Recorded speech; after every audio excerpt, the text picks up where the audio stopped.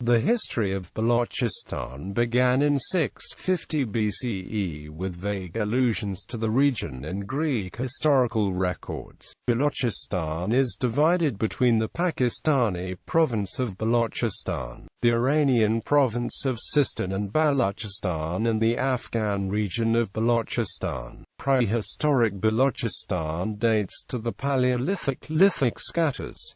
Pre-Islamic history. In 650 BC, the Greek historian Herodotus described the Paritakoi as a tribe ruled by Deoks, a Persian Zaid, in northwestern Persia. Arrian described how Alexander the Great encountered the Paritakoi in Bactria and Sogdiana, and had Craterus conquer them. The Periplus of the Erythraean Sea in the 1st century described the territory of the Paradon beyond the Omanitic region on the coast of modern Balochistan. The earliest evidence of human occupation in what is now Balochistan is dated to the Paleolithic era, represented by hunting camps and lithic scatters, chipped and flaked stone tools. The earliest settled villages in the region date to the Ceramic Neolithic, and included the site of Megar located in the Kachi Plain. These villages expanded in size during the subsequent Chalcolithic, when interaction increased. This involved the movement of finished goods and raw materials, including chankshell, lapis lazuli, turquoise, and ceramics. By the Bronze Age in 2500 BCE, Pakistani Balochistan had become part of the Harappan cultural orbit, providing key resources to the expansive settlements of the Indus River basin to the east. Pakistani Balochistan marked the westernmost extent of the Indus Valley civilization. For the 1st century to the 3rd century CE, the region of modern Pakistani Balochistan was ruled by the Paratirajas, the Patataha kings, a dynasty of Indo-Scythian or Indo-Parthian kings. The Parata kings are essentially known through their coins, which typically exhibit the bust of the ruler with long hair in a headband on the obverse and a swastika within a circular legend on the reverse, written in Brahmi, usually silver coins, or Kharosthi copper coins. These coins are mainly found in Loralai in today's western Pakistan. The invasions of Genghis Khan into Bampur caused the bulk of Baloch migrations, and the Baluch were given refuge in the Greater Sindh region. Later infighting between Baluch resulted in clans led by Sardars, which claimed regions within Sindh. In an effort to gain total control of the regions, the British named the area Balochistan and got the support of the Baloch Sardars, who then were titled Nawabs. These Nawabs were to keep minor Baloch, Pathan and other factions in check. For the last 150 years the region has seen continual fighting to gain access to natural resources in an otherwise barren land. Iranian Balochistan had some of the earliest human civilizations in history. The burnt city near Dozap dates to 2000 BCE. All of what is now Balochistan was incorporated in the Achaemenid, Seleucid, Parthian, and Sassanid empires. There were 5 major kings in the 2nd century: Yolamira, son of Bhagavara; Arjuna, son of Yolamira; Havaramira, another son of Yolamira; Maravara, son of Havaramira; Amiratagma, another son of Havaramira. Islamic conquest of Balochistan. Arab forces invaded Balochistan in the 7th century, converting the Baloch people to Islam. Arab rule in Balochistan helped the Baloch people to develop their own semi-independent tribal systems, which stronger forces frequently threatened. In the 17th century, Balochistan was dominated by Ahmedzai Baloch tribe of Kalat region, which ruled Balochistan from 1666 to 1948. In the 14th year of the Hijra, 636 to 6 CE, Raychach marched from Sindh and conquered Makran. However, in 643 the Arabs reached Makran. In early 644 CE, Caliph Umar sent Suhail ibn Adi from Bosra to conquer the Karman region of Iran. He was made governor of Karman. From Karman he entered western Balochistan and conquered the region near Persian frontiers. Southwestern Balochistan was conquered during the campaign in Sistan that same year. During Caliph Uthman's reign in 652, Balochistan was reconquered during the campaign against the revolt in Karman under the command of Majasha ibn Masud. It was first time western Balochistan came directly under the laws of the Caliphate and paid grain tributes. Western Balochistan was included in the dominion of Karman. In 654, Abdul Rahman ibn Samra was made governor of Sistan. He led an Islamic army to crush the revolt in Zarang, now in southern Afghanistan. Conquering Zarang, a column moved northward to conquer areas up to Kabul and Ghazni in the Hindu Kush Mountains, while another column moved towards northwestern Balochistan and conquered the area up to the ancient cities of Darwa and Kandabal. By 654 the whole of what is now Pakistan's Balochistan province was under the rule of the Rashidun Caliphate except for the well-defended mountain town of Khan, which was conquered during Caliph Ali's reign. Abdul Rahman ibn Samra made Zaranj his provincial capital and remained governor of these conquered areas from 654 to 656, until Uthman was murdered. During the Caliphate of Ali, the areas of Balochistan, Makran again broke into revolt. Due to civil war in the Islamic Empire, Ali was unable to take notice of these areas. At last, in the year 660, he sent a large force under the command of Haris ibn Mirah Abdi towards Makran, Balochistan and Sindh. Haris ibn Mirah Abdi arrived in Makran and conquered it by force, then moved northward to northeastern Balochistan and reconquered Kandabal. Then again moving south finally conquered Karlat after a fierce battle. In 663 CE, during the reign of Umayyad Caliph Muawiyah I, Muslims lost control of northeastern Balochistan and Karlat when Haris ibn Mirah and large part of his army died on the battlefield suppressing a revolt in Karlat. Muslim forces later regained the control of the area during Umayyad's reign. It also remained part of Abbasid Caliphate's empire. Arab rule in Balochistan lasted until the end of the 10th century. The parts of Balochistan best known to them were Turan with its capital at Khuzda and Nuda Abuda. Around 976, Ibn Hawqal found an Arab governor residing in Kaikanan and governing Khuzda during his second visit to India. Medieval era. Shortly afterwards, western Balochistan fell to Naseer-ud-Din Sebuktigin. His son, Mahmud of Ghazni, conquered the whole of Balochistan. After the Ghaznavids, the area passed to the Ghurids. A little later, western Balochistan, or Iranian Balochistan, became part of the dominion of Sultan Muhammad Khan of Khwarezmian in 1219.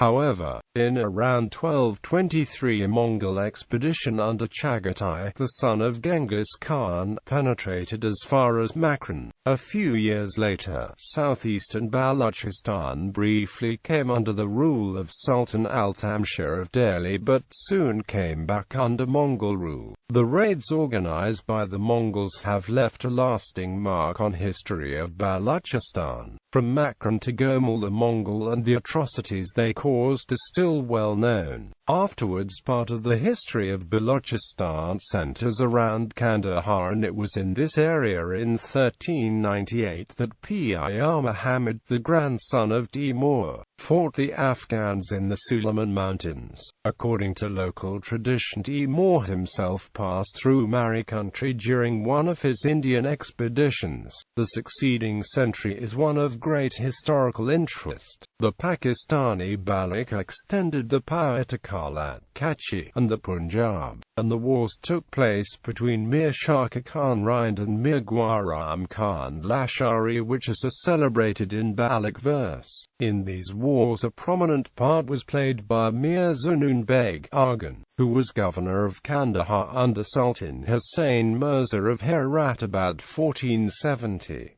At the same time the Brahuis had been gradually gaining strength, and the little principality at this time extended through the Jalawan country to Wadh. The Arghans gave way to Babur shortly afterwards. From 1556 to 1595 the region was under the Safavid dynasty. The army of Akbar the Great then brought what is now Pakistani Balochistan under control of the Mughals of Delhi until 1638, when it was again transferred to Persia. According to the ISNI Akbari, in 1590 the Upper Highlands were included in the Sadar of Kandahar, while Kachi was part of the Bakar Sadar of the Multan Suba. Makran alone remained independent under the Maliks, Buldas, and Gijkas, until Naseer Khan I of Kalat brought it within his power during the 17th century. For the middle of the 17th century large parts of Balochistan remained under the Safavids until the rise of the Ghizai in 1708. Nadir Shah defeated Ghizayan in the first part of the 18th century. He made several expeditions to all through Balochistan. Ahmad Shah Durrani followed. The northeastern part of the country, including almost all of the areas now under direct administration, remained under the more or less nominal suzerainty of the Sadozis and Barakzais until 1879, when Pishan, Duki, and Sibi passed into British hands by the Treaty of Gandamik. The whole of western Balochistan had been consolidated into an organized state under the Ahmadzai Khans, as Muslim dynasties held Balochistan from about the 7th century. We must look to an earlier period for the date of the Suas, and it is not improbable that they were connected with the Ray dynasty of Sind, whose genealogical table includes two rulers named Siras, the Merwaris, from whom the Ahmadzais are descended. In their earlier legends we find them living at Surat near Kalat, and extending the power thence in wars with the Jatsa Jajils. They then fell under the power of the Mongols, but one of the chiefs, Mir Hassan, regained the capital from the Mongol governor, and he and his successors held Kalat for 12 generations till the rise of Mir Ahmad in 1666–7. It is from Mir Ahmad that the eponym Ahmadzai is derived. Britain and Iran divided Balochistan into many parts. In the 19th century, nationalists in western Balochistan revolted against the Persian occupation. At the end of 19th century, when Saddam Hussein Nahrawi Baloch started an uprising against Persia which was crushed by joint Anglo-Persian mission forces, the struggle between the Persian Kayar dynasty and the British in eastern Balochistan gave western Balochis a chance to gain control of the territory in western Balochistan. At the beginning of the 20th century, Bahram Khan succeeded in gaining control of Baloch lands. In 1916, the British Empire recognized him king of Balochistan. Mir Dost Muhammad Khan Baloch, Bahram Khan's nephew, succeeded to the throne, and in 1920 he proclaimed himself Shah-e Balochistan. But in 1928, Reza Shah came into power and Persian forces started operations against Baluchi forces with the help of British. The Baloch were defeated and Mir Dost Muhammad Khan Baloch captured. In the same year, Mir Dost Muhammad Khan Baloch was executed in a Tehran prison. Balochis were not content with the British, and raised their voices against the occupation of western and Balochistan by Persia at Balik Conference of Jacobabad. Khans of Kalat. The Khans of Kalat, who lived in modern-day Pakistan Balochistan, were the rulers of Kalat. They were never fully independent, there was always a paramount power to whom they were subject. In the earliest times they were merely petty chiefs. Later they bowed to the orders of the Mughal emperors of Delhi and to the rulers of Kandahar, and supplied men-at-arms on demand. Most peremptory orders from the Afghan rulers to the vassals of Kalat are still extant, and the predominance of the Sadozis and Barakzis was acknowledged so late as 1838. It was not until the time of Naseer Khan I that the titles of Begla-Begi and Wali-I Kalat were conferred on the Kalat ruler by the Afghan kings. As Mughal power declined, the Ahmedzai chiefs found themselves freed to some degree from external interference. The first challenge to the chiefs was ensuring Balochistani social cohesion and cooperation within the loose tribal organization of the state. They parceled out a portion of the spoils of all conquests among the poverty-stricken highlanders. Everyone had a vested interest in the success of the Baloch community as a whole. A period of expansion then commenced. Mir Ahmad made successive descents into the plains of Sibi.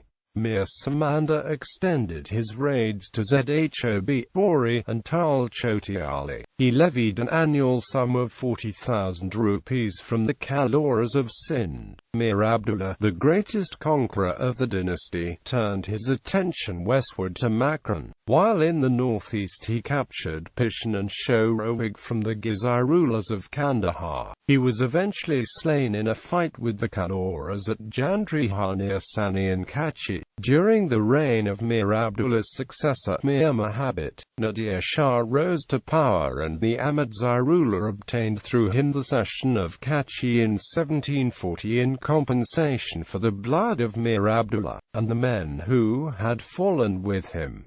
The Brahuis had now gained what highlanders always coveted, good cultivable lands. By the wisdom of Muhammad Khan and of his brother Naseer Khan, certain tracts were distributed among the tribesmen on the condition of finding so many men-at-arms for the Khan's body of irregular troops. At the same time, much of the revenue-paying land was retained by the Khan for himself. The 44 years of the rule of Naseer Khan I, known to the Brahuis as the Great and a hero of the history, were years of strenuous administration and organization interspersed with military expeditions. He accompanied Ahmad Shah in his expeditions to Persia and India. While at home he was continuously engaged in the reduction of Makrant, and, after 9 expeditions to that country, he obtained from the Gijkus the right to the collection of half the revenues. A wise and able administrator, Naseer Khan was distinguished for his prudence, activity, and enterprise.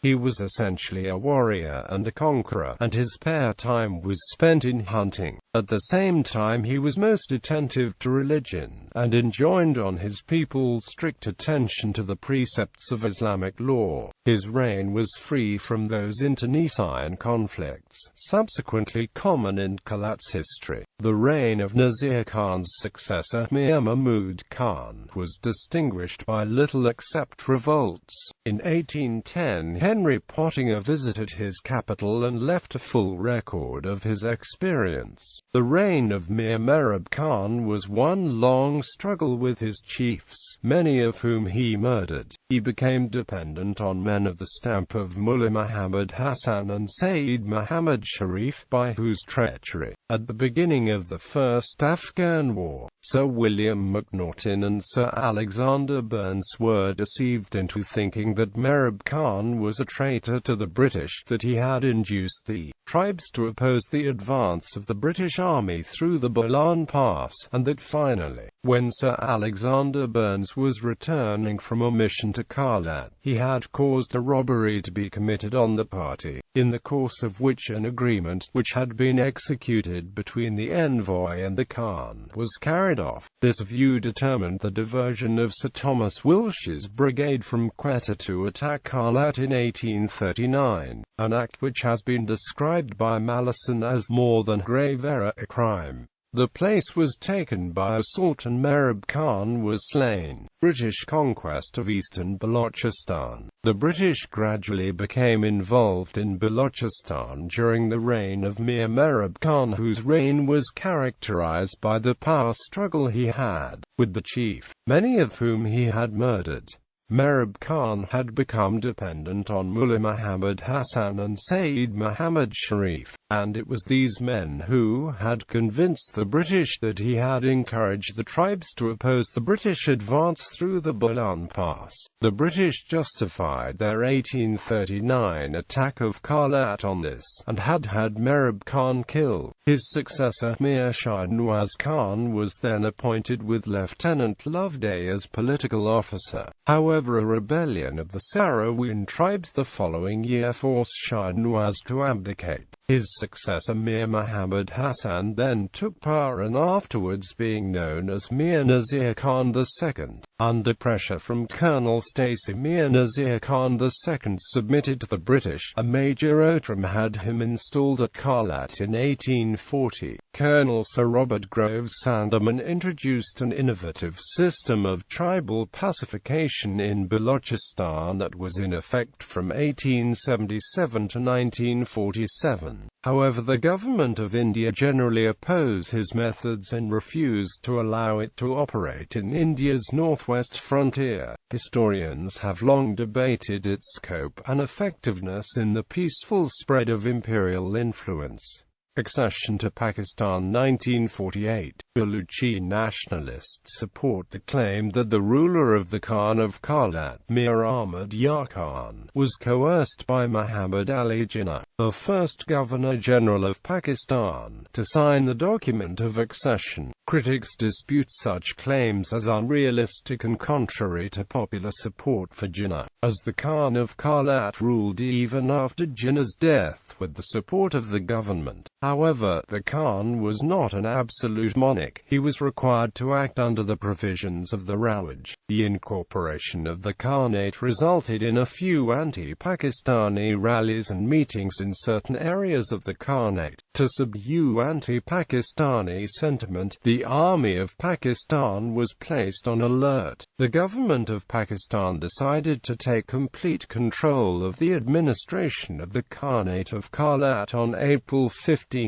1948. The agent to the Governor-General in Kalat conveyed Jinnah's orders that the Khanate would revert to its previous status as it had existed under British rule. In April 1948, several political leaders from Kalat, including Muhammad Amin Kosa and Abdul Samad Achakzai, were arrested. The pro-Congress Anjuman-i-Watin party, headed by Samad Achakzai, was declared unlawful. Balochistan is the largest of the 4 provinces of Pakistan. The British Empire, the paramount power in the region, reached a security agreement on 1 October 1887 with the princely state of Kalat, which was ruled by the Khan of Kalat, but the kingdom retained its sovereignty in all other respects. In 1947, when Pakistan became independent, Pakistan signed a standstill agreement with the state of Kalat, which recognized its autonomy and sovereignty, subject to future negotiation of the relationship. However, both houses of the Kalat Parliament had asserted independence in 1947, and the Khan subsequently acknowledged that he had no right to accede to Pakistan's demand for annexation, which he said he had only done under the threat of military force. Since then, a number of separatist groups in the province have engaged in an armed struggle against the Pakistani government. The first was led by Prince Karim Khan in 1948, and later by Nawab Nawroz Khan in 1968. These tribal uprisings were limited in scope. A more serious insurgency was led by the Mari and Mengal tribes between 1973 and 1977.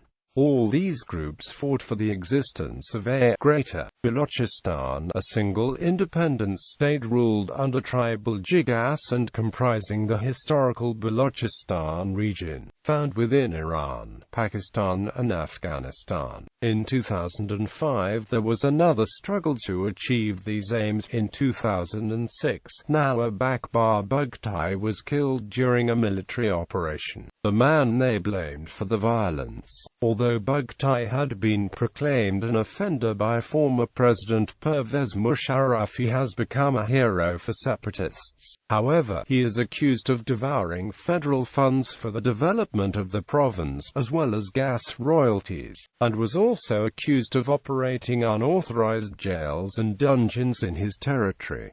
Prince Abdul Karim Khan. On the night of May 16, 1948, Prince Abdul Karim Khan, the younger brother of the Khan, decided to lead a rebellion. The prince invited the leading members of nationalist political parties, the Khanate State National Party, the Baloch League, and the Baloch National Workers' Party, to join him in the struggle for the creation of an independent Greater Balochistan. Apart from his political motives, the prince was a member of the royal family and the former governor of the Makran province. He was upset by Pakistan's recognition of Sadar Khan Gijki as Makran's ruler.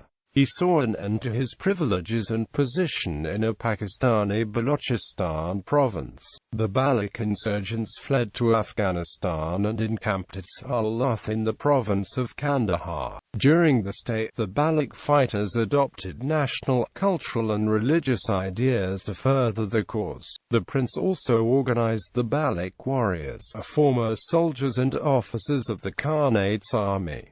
Prince Karim's capture. With Afghan aid, Abdul Karim entered Balochistan and organized a rebellion against Pakistan in the Jalawan area. He received assistance from Mir Gohar Khan Zari, an influential tribal leader of the Zargzai clan. Major General Akbar Khan, who was in charge of the Pakistani Army's 7th Regiment, was ordered to attack the insurgents and force them to surrender. Prince Karim and his 142 followers were arrested and imprisoned in the Mak and Quetta jails.